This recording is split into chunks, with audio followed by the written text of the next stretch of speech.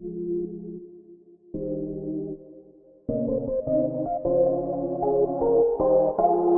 I'm Constance Choi. I'm the co-founder and co-director of the COALA Foundation. I'm here at the Bermuda Innovation Sprint, and I'm here to talk to you for 1 minute about privacy on blockchains. Now, public blockchains are exactly that, public. In the Bitcoin network, every transaction is available for everyone to see. Anyone can publicly verify that. In the Ethereum context, every account is available for anyone to verify and check. So a lot of these projects and there's misinformation around publishing private information on blockchains. Remember, when you do that, you're making that information, private information, public to anyone. So in this context, this is where hashing becomes really important.